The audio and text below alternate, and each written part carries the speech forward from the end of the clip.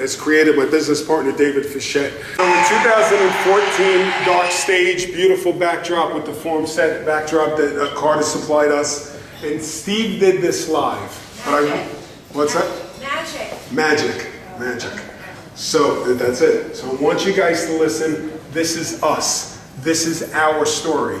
The way you're going to react at the end of this, you're going to get what every story that Steve tells, but this is our story. And he made this purposely for the opening of my show. So I want to make sure this is up nice and I have taken something to a very different level. A couple of years ago, David was looking for a spoken poet.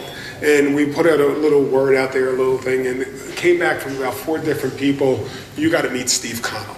And you've heard Steve Connell's voice. If you watch some of these commercials that just happened during the NCAA championships and stuff like that, but Steve's voice was there. He is on fire right now. But what we wanted to do with Steve was take him and bring him to a very different level. We wanted to have his story and make the words come alive. And in the past 2 years that we've been working together, we've taken this to a very different level. L'Oreal gave us the opportunity, if I'm allowed to say, to take this to a level with their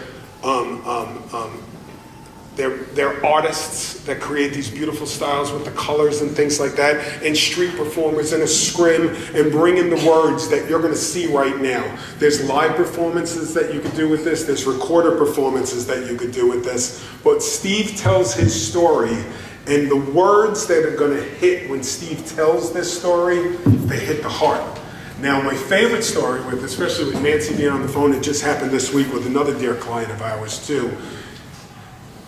He first does a sort of discovery call, let's say it that way, that he wants to know all about the company, the message that you're trying to get across that day, and he disappears for about 3 or 4 weeks. He goes up to his mountain, and then he comes back off his mountain, and he doesn't give anybody any script or anything like that. He just reads it on the phone. Everybody's there on the phone.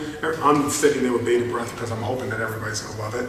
And every time, bam, he nails it. So as a matter of fact, with Nancy, she had all her team there, the C-level executives on the phone. He reads this 8-minute piece. There's about 5 seconds of silence. They were like, "You did it. You got it." Am I right? Am I lying? Bam, right? It was perfect. And then they go, there was just one part that I wish, if we could have added one thing in. Because, that's funny, I left that part out. And he read another paragraph, and we were like, that's it, and we were done. And then, so, the way that we got that message across and we understand it, that's what he does for corporate America, and I love it.